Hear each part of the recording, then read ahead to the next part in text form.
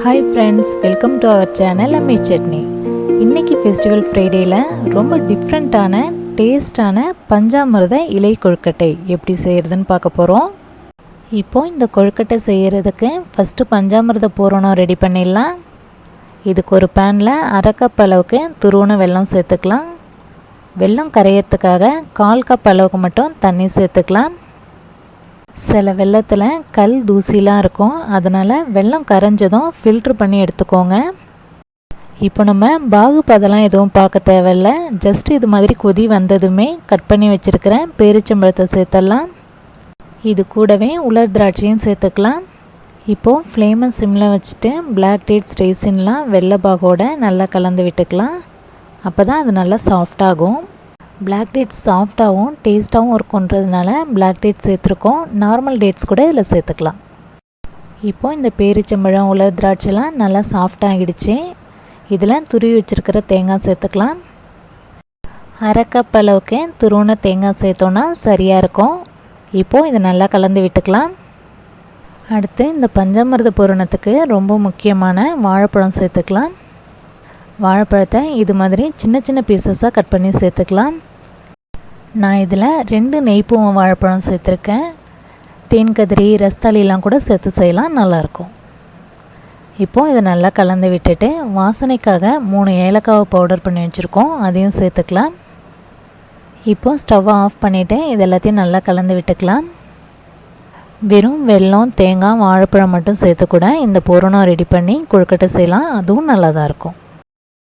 கடைசியாக இந்த பூரணம் ஆறுனதுக்கப்புறமா 1 ஸ்பூன் அளவுக்கு தேன் சேர்த்து நல்லா கலந்து விட்டுக்கலாம். இப்போ நமக்கு பஞ்சாமிர்த பூரணம் ரெடி ஆகிடுச்சு. கொழுக்கட்டை மாவு ரெடி பண்ணிடலாம். இதுக்கு கோபுரமாக 1 கப் அளவுக்கு கொழுக்கட்டை மாவை ஒரு மிக்சிங் பவுலில் மாற்றிக்கலாம்.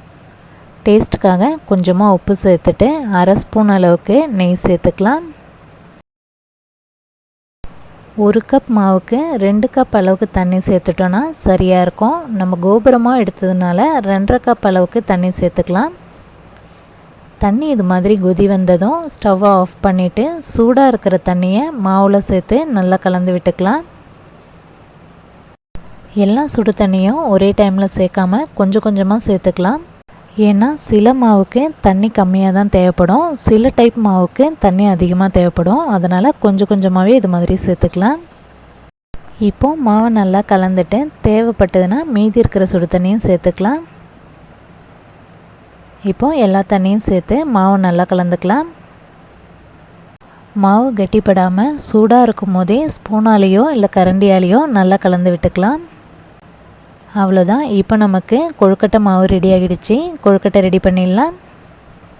இப்போது இங்கே இருக்கிற பூவரச இலையில் தேவையான அளவுக்கு கொழுக்கட்டை மாவு வச்சு மாவு கையில் ஒட்டாமல் இருக்கிறதுக்காக நெய் அப்ளை பண்ணிவிட்டு ஈவனாக இது மாதிரி தட்டிடலாம்.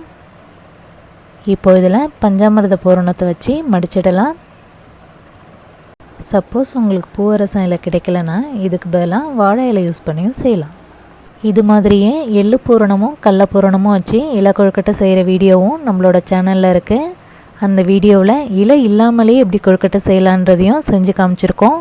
அந்த வீடியோட லிங்க்கும் இதில் ஆட் பண்ணியிருக்கோம், அதை பார்த்திங்கன்னா உங்களுக்கு யூஸ்ஃபுல்லாக இருக்கும். இப்போது இது மாதிரியே எல்லா கொழுக்கட்டையும் ரெடி பண்ணி இட்லி தட்டில் வச்சிடலாம். இட்லி பானையில் தண்ணி கொதி வந்ததும் 2 இட்லி தட்டையும் அடுக்கி வச்சிடலாம். இப்போது இதை மூடி வச்சு 10 நிமிஷம் மீடியம் ஃப்ளேம்லேயும் 5 நிமிஷம் ஸ்லோ ஃப்ளேம்லேயும் வச்சு வேக வச்சுக்கலாம். இப்போது 15 நிமிஷத்துக்கு அப்புறம் இலை கொழுக்கட்டை நல்லா வெந்திருக்கும், எடுத்துடலாம். இப்போது இந்த பஞ்சாமிர்த இலை கொழுக்கட்டை எவ்வளோ சூப்பராக வந்திருக்குன்றதை ஓப்பன் பண்ணி பார்க்கலாம். இலை கொழுக்கட்டை நல்லா சூடாக இருக்குது. இந்த இலை கொழுக்கட்டையை சூடாகவும் சாப்பிட்லாம், நல்லா ஆறுனதுக்கப்புறமும் ஒரு 5-6 மணி நேரத்துக்கு அப்புறம் கூட நம்ம சாப்பிட்லாம். ரொம்பவே நல்லாயிருக்கும். வாழைப்பழம் வெல்லத்தோட டேட்ஸ் எல்லாம் சாஃப்டாக வெந்து பஞ்சாமிர்த கொழுக்கட்டை சூப்பராக வந்திருக்கு. இந்த சம்மரில் இது மாதிரி ஹெல்த்தியான ஸ்நாக்ஸ் செஞ்சு கொடுத்தீங்கன்னா எல்லாருமே கண்டிப்பாக லைக் பண்ணி சாப்பிடுவாங்க. இந்த வீடியோ உங்கள் ஃப்ரெண்ட்ஸ்க்கெலாம் ஷேர் பண்ணுங்கள். தேங்க்யூ.